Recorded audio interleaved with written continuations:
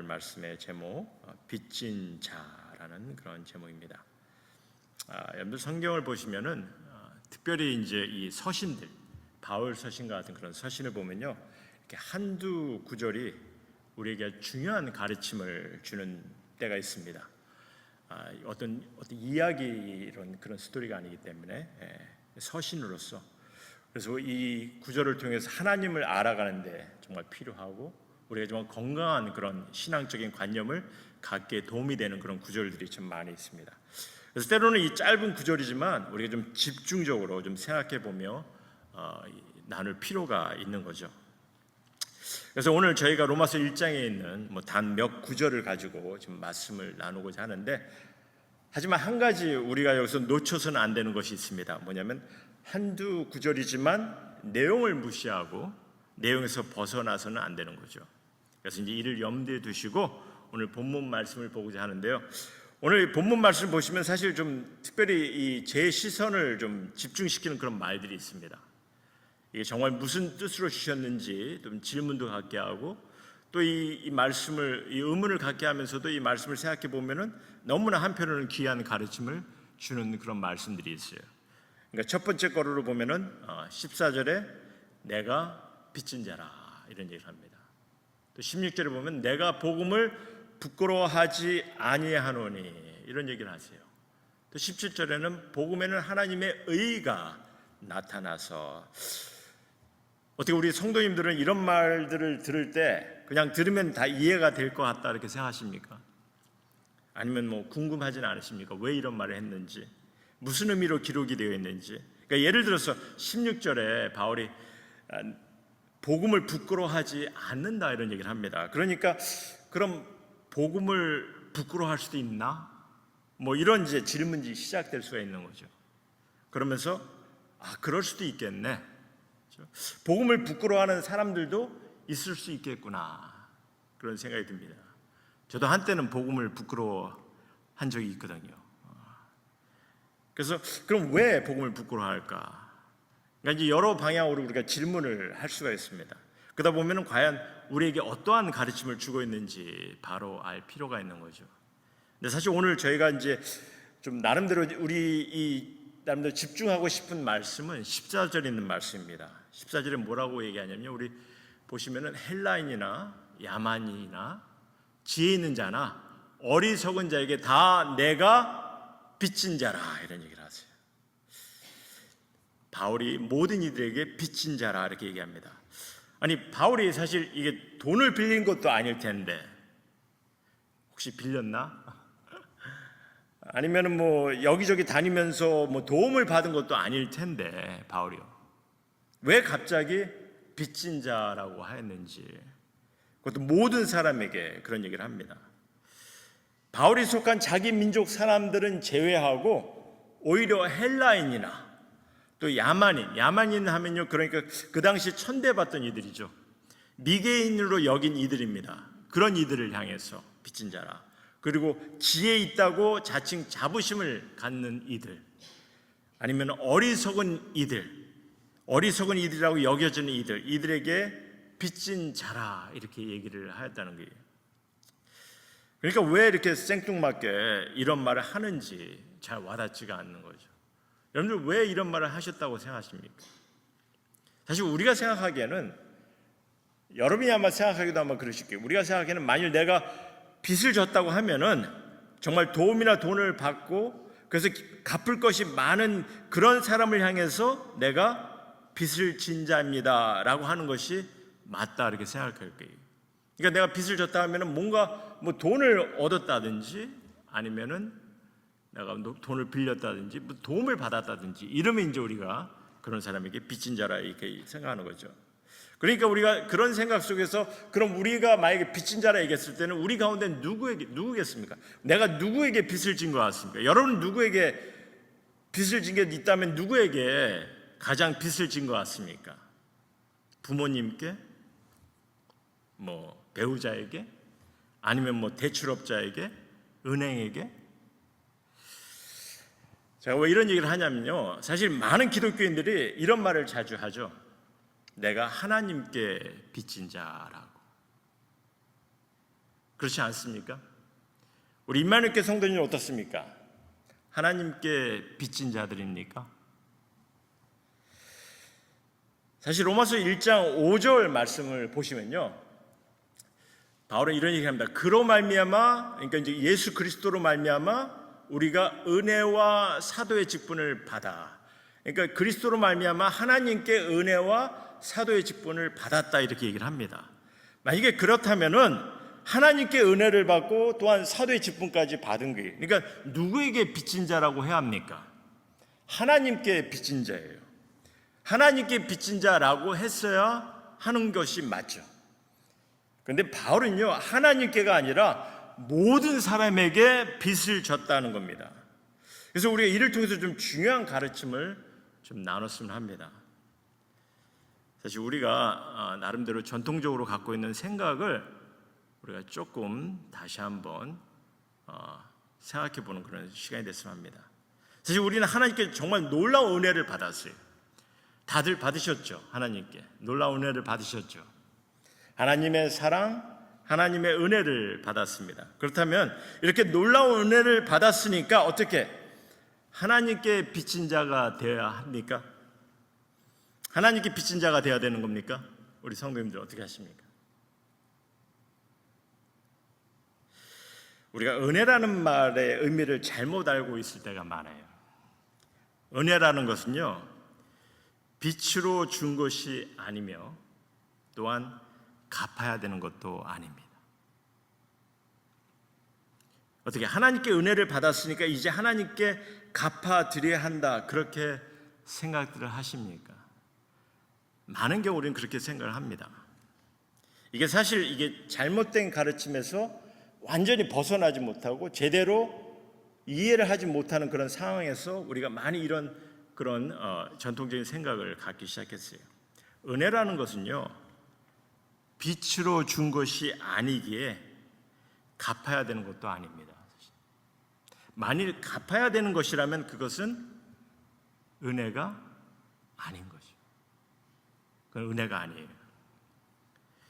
그런데 사람들이 자꾸 이제 갚아야 한다는 그런 갚아야 한다 생각하는 이유가 내가 왜 은혜를 받아야 하는지를 진실로 깨닫지 못하기 때문에 그렇습니다. 하나님께서 내 힘으로 갚을 수 있는 것이라 그렇게 여기시고 허락하신 은혜가 아니라는 거예요. 여러분이 여러분의 능력으로 이것을 갚을 수 있는 것이라 생각하고 은혜를 베푸신 것이 아니라는 겁니다. 근데 이제 그것을 인식하지 못하기 때문에 자꾸 무엇인가 대처해서 갚으려 한다는 거죠. 내가 받은 은혜 결코 내 힘으로 갚을 수 있는 것이 못 돼요. 여러분의 힘으로 갚을 수 있는 것이 못 됩니다. 내 죄에 대한 죽음의 심판을 대신한 것인데 내가 무엇으로 갚을 수 있냐는 거예요. 여러분이 할 수 없는 것을, 여러분의 죄 사함을 받을 수 없는 것을 하나님께서 예수 그리스도를 통해서 대신케 하셨는데 여러분이 그것을 무엇으로 갚을 수 있겠냐는 거죠. 그리고 결코 받을 자격이 있어서 받게 된 것이 아니라는 거죠. 하나님께서 주신 은혜라는 것이. 그러니까 16절에 보면은 구원이 무엇으로 주어졌다 하십니까? 16절 말씀 보시면은 하나님의 능력으로, 내가 받을 자격이 있어서가 아니라 하나님께서 그렇게 하실 수 있으시니까 그 능력으로 하셨다는 겁니다. 하나님께서. 사실 지금 내가 예수 그리스도를 믿고 그로 말미암아 구원을 받은 자라고 생각합니다. 물론 모두 다 구원을 받은 자이죠. 그럼에도 불구하고 우리는 때로는 우리 스스로를 볼 때 어떻게 생각합니까? 내가 정말 구원을 받을 만한 자격이 되나? 그런 의심을 갖게 될 때가 참 많이 있어요. 너무나 연약하고 부족한 모습이기 때문에 우리가 때로는 얼마나 넘어지고 쓰러질 때가 많지 않습니까? 그런 내 자신을 봤을 때 내가 물론 예수 그리스도를 믿고 그 믿음을 통해서 하나님께서 구원을 베푸셨으면 우리는 말씀을 통해서 인식하고 인정하고 믿고 있어요. 하지만 내 자신을 바라볼 때는 늘 보면은 뭔가 부족해서 이런 모습을 바라볼 때 정말 내가 구원을 받을 만한 자격이 되나 그렇게 의심할 때가 있다는 거죠. 근데 그런데도 하나님은 나를 구원하시겠다고 하십니다. 나를 사랑한다 하십니다. 아니, 이미 내게 구원이 주어졌다 이렇게 말씀하고 계시는 거죠. 그렇게 또 17절에 그래서 이런 말씀까지 하시는 거죠. 우리 17절에 보면요, 복음에는 하나님의 의가 나타나서, 여러분들 구원받은 내가 지금 의인으로 여기게까지 하셨다는 겁니다. 복음으로 하나님의 의가 우리에게 나타났다는 거예요. 그 말은 뭐냐면, 우리가 하나님이 보시기에 하나님께서 우리를 보시고 의인으로 여겨지게까지 하시겠다는 겁니다. 그런 자격이 없어도, 그리고 이게 놀라운 은혜가 아니면은 뭐겠냐는 거죠. 우리가 받은 은혜는요, 너무나 놀라운 은혜예요. 근데 그 놀라운 은혜를 우리는 스스로가 뭔가 내가 보답하고 뭔가 갚아 내려가면은 그 은혜를 갚을 수 있다 생각하는 이들이 많이 있어요. 우리는 하나님께 그 빛을 갚을 수 있는 능력이 없는 이들입니다. 받은 은혜가 너무나 놀라워요. 한 예로, 내가 내 사랑하는 자식에게 귀한 선물을 줬어요. 근데 내가 선물을 줄 때마다 다른 것으로 내 자식이 이렇게 갚으려고 하면은 결코 뭔가 받기 위한 선물로, 뭔가 받기를 위한 선물로 이렇게 바꿔 나가는 거죠. 그럼 그것은 은혜가 아니라는 거예요. 어떻게 보면 물론 이제 좀 받았으니까 뭐 고마워서 뭔가 좀 보답하겠다는 그런 생각도 있겠지만, 우리 인간관계에서는 그게 가능할 수 있겠지만, 우리가 하나님의 받은 은혜를 온전히 다 갚을 수 있는 그런 능력도 없고 그런 상황도 안 되는 거죠. 그래서 우리가 하나님의 이 은혜를 정말 제대로 깨닫는다면요, 그래서 이 은혜를 깨닫는다면 그 다음 우리가 어떠한 삶을 경험해야 되냐, 그래서 이제 그것을 우리가 좀 생각해 봐야 되는 겁니다. 내가 갚지 않아도 되는 은혜니까, 더러는 그래서 뭐 그런 생각합니다. 그러면 내가 하나님께 갚지 않아도 되는 은혜니까 그럼 내가 마음대로 내가 하고 싶은 대로 살면 되지 않겠느냐, 자기가 원하는 그냥 신앙 삶만 살면 된다 이렇게 생각하는 이들이 많이 있어요. 근데 요즘은 이게 이제 자유주의 신앙이 잘못 들어오면서 이렇게 생각하는 이들이 의외로 많습니다. 또 잘못된 잘못된 이단을 통해서도 그런 잘못된 생각을 갖는 일도 많고, 내가 받은 은혜 거저 받았으니까 이제 내가 마음대로 내가 그냥 하고 싶은 대로 하면 된다, 뭐 그렇게 생각하는 이들이 있어요. 그러다 보니까 아주 이기적인 신앙을 추구하는 이들도 많이 있습니다. 그렇다고 우리가 그런 모든 사람들을 또 우리 스스로가 판단할 수는 없는 거고, 사실 우리는 하나님의 은혜를, 이게 얼마나, 이 하나님의 은혜가 얼마나 놀라웠고 그런 은혜를 우리가 받았는지, 이 은혜가 얼마나 감격스러운지 이를 진실되이 깨달아 가야 되는 거죠. 그러니까 남을 비교하고 판단하는 것이 아니라 나 스스로가 정말 얼마나 놀라운 사랑과 은혜를 받았는지 이를 깨달아 가야 한다는 겁니다. 그래서 하나님의 은혜와 사랑을 받고 정말 내가 감격된 마음에 하나님의 그 은혜를 생각하면서 감격된 마음에 내가 어떠한 삶을 살아야 되는지, 이런 상황에서 지금 바울은 스스로가 모두에게 빚진 자라 이런 얘기를 하고 있는 겁니다. 그래서 이런 의미를 우리가 여러분께서 생각을 하셔야 되는 거예요. 그러니까 한 예를 들어서 다시 한번 좀 설명하겠는데요, 여러분이 막 죽어가는 순간에 그 병을 아주 깨끗하게 치료해 주었다면, 어떤 의사가 그것도 무료로 대가도 받지 않고 깨끗하게 치료를 해 주셨다면 얼마나 감사하겠어요. 뭔가 갚으려고 하는데 필요 없다는 거예요. 근데 이제 그 사람이 원하는 것이 뭐냐면 다른 사람도 무료로 치료해 주고 싶은 거예요. 그럼 어떻게 하시겠습니까? 여러분이 그냥 치료를 받았으니까 뭐 나만 살면 된다 하고서 그냥 무시하겠습니까? 만일 여러분의 사랑하는 가족이 똑같은 병에 걸려 죽어간다면 그에게도 정말 필요한 것이 정말 뭐겠습니까? 그 의사를 통해서 그가 치료받는 것인데, 여러분이 사랑하는 가족을 위해서 그 의사를 소개하지 않겠냐는 거죠. 먼저 나음을 받았으니까 모든 이들에게 알려야 한다는 그런 마음이 안 들겠냐는 거죠. 그래서 우리가 주위에 사랑하는 사람들을 가지면 가질수록 사랑하는 사람을 만나면 만날수록 그들에게 더 아마 그 의사에 대해서 나누고 소개하고 너도 경험해봐, 아마 그렇게 하지 않을까. 우리 가운데 힘들고 어려운 일들을 경험하신 분들이 있습니다. 근데 그런 상황에서 그것을 이겨낸 사람들은 그 이겨낸 그런 과정들을 통해서 뭔가 남들에게 그것을 나누고 싶어하는 마음이 아마 있을 거예요. 사실 바울은요, 이 모든 사람에게 빚진 자라 이런 고백이 그가 하나님께 놀라운 은혜를 받다 보니까 그가 사랑하는 동족들이, 그가 사랑하는 그런 모든 사람들이 그들을 볼 때 그가 정말 그 하나님의 은혜를 나누길 원하는데 그런 이들을 바라볼 때마다 모든 일이 불쌍해 보이는 거예요. 하나님의 은혜를 모른다는 것이, 하나님의 사랑을 모른다는 것이, 경험하지 못하고 있다는 것이 너무나 불쌍해 보이는 거죠. 그래서 그를 간절히 나누길 원하는 그런 마음에서 나오는 고백인 거죠. 내가 받은 은혜가 너무 감격스러워서 내가 하나님께 뭔가 정말 다시 돌려드리겠다 하는 그런 어떤 나 스스로의 생각이 아니라 이 받은 은혜를 가지고 주위에 정말 그 사랑이 필요한 이들에게, 그 은혜가 필요한 이들을 바라보면서 그들을 향해 내가 무엇을 해야 되는지, 그를 생각할 때 내가 모든 이에게 빚진 자라, 그런 얘기를 하는 거죠.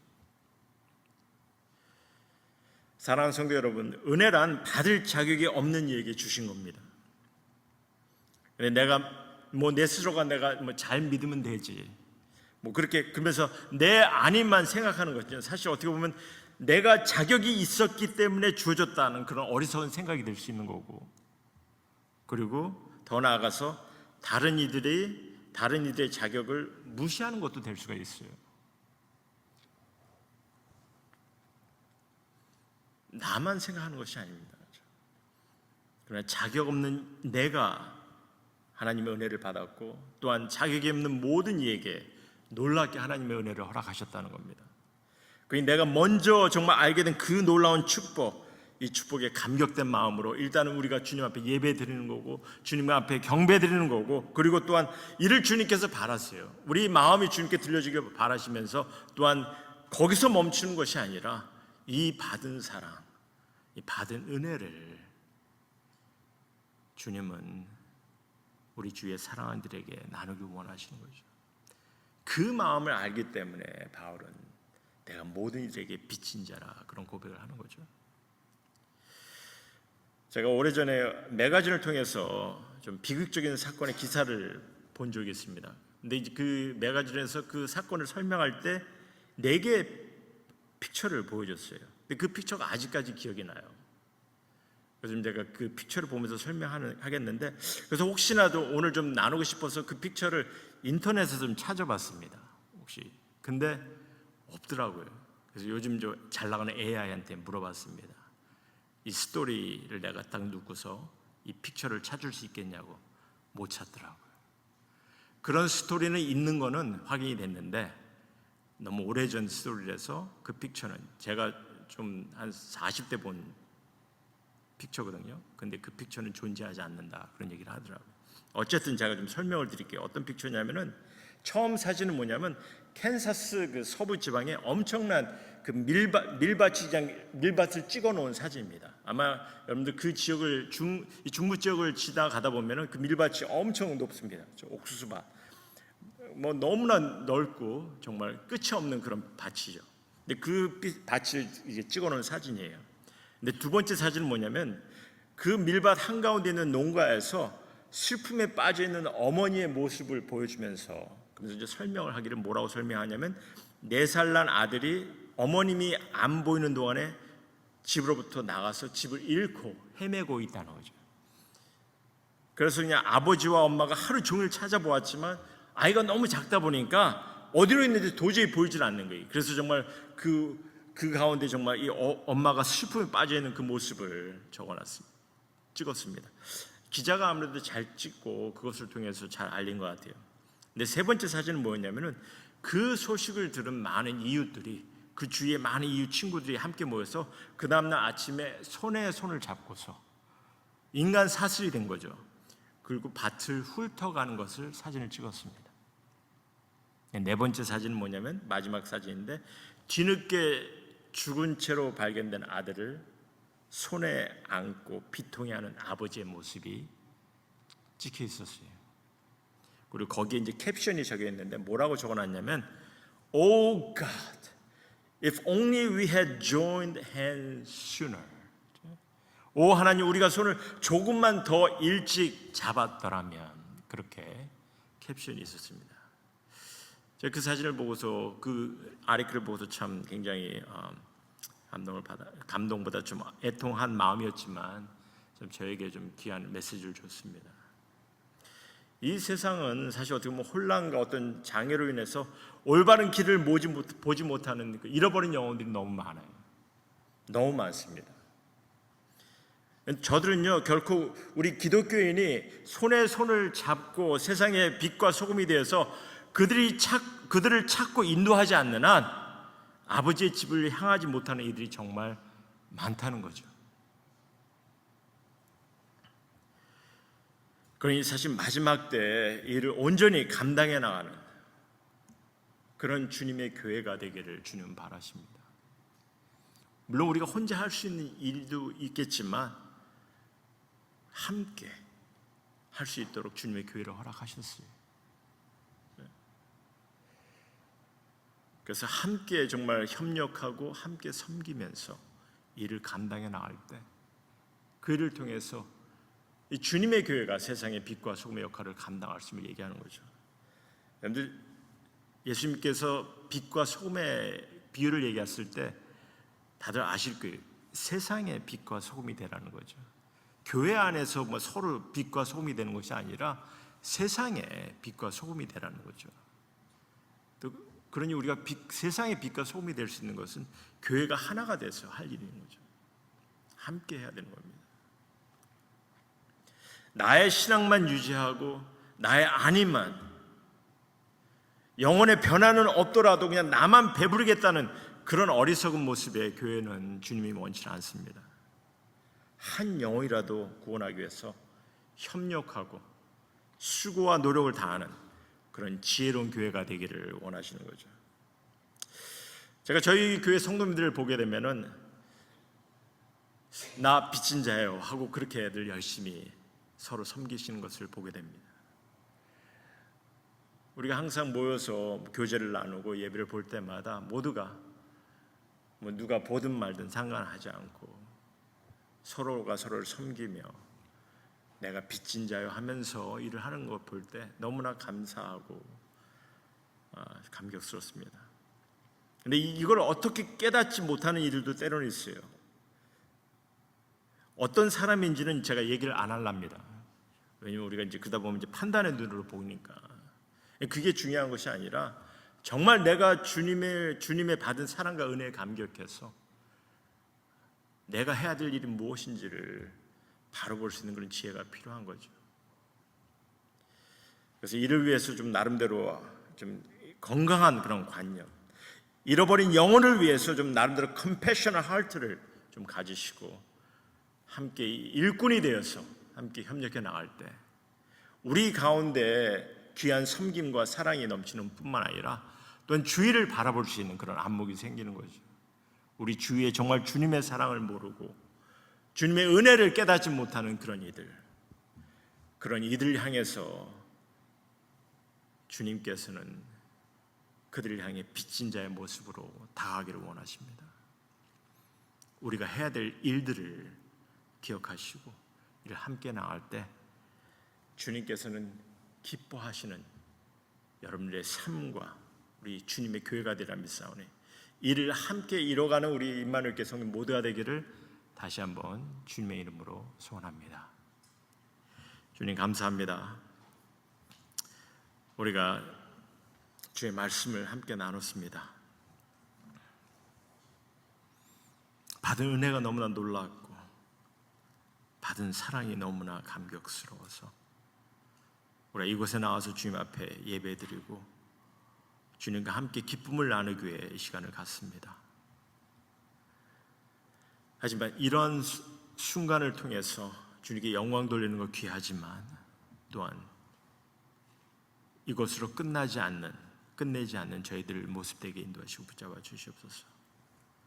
우리 받은 사랑, 받은 은혜, 주님께 돌려드리겠다는 그런 마음보다는 정말 너무나 감격스러움에 주님께서 찾으시는 이들, 주님께서 정말 은혜를 베푸시기 원하는 이들, 주님께서 사랑을 베푸시기 원하는 이들, 그들을 향해 우리의 마음이 돌려줄 수 있도록 주님께 인도하시고 붙잡아 주시옵소서. 그래서 그런 이들을 향해서 저희들 우리가 받은 사랑과 은혜를 나눌 때 그들을 향해 권면하고 정말 이 귀하고 놀라운 사랑을 함께 나누고자 고백하고 나눌 때 주님께서 그 가운데 또 많은 영혼들이, 잃어버린 영혼들이 주님 앞에 나올 수 있는 그런 귀한 교회가 되게 인도하시고 붙잡아 주시옵소서. 아직까지 신앙생활은 하지만 잘못된 모습으로 신앙생활하는 일도 많이 있습니다. 우리가 잘났기보다는 정말 귀한 말씀을 통해서 하나님의 뜻을 바로 볼 수 있는 그런 지혜를 통해서 그들을 통해 하나님의 은혜를 발견할 수 있도록, 하나님의 사랑을 발견할 수 있도록 우리 함께 힘써 이를 감당해 나가는 그런 교회가 되게 또한 주님께서 인도하시고 붙잡아 주시옵소서. 마지막 때에 너무나 많은 이들이 주님께서 말씀하시듯이 이곳저곳에서 적그리스도가 나타날 것을 말씀하셨는데 그들의 가르침에 잘못 빠져가는 일도 많이 있는 것을 고백합니다. 우리가 주님의 말씀 안에서 바로 서면서 주님의 뜻을 생각하면서 또한 주위에 그런 이들이 있다 하면 권면할 수 있는, 또 함께 주님의 뜻 안에 바로 설 수 있도록 함께 세워나갈 수 있는 그런 귀한 죄들 되게 인도하시고 붙잡아 주시옵소서.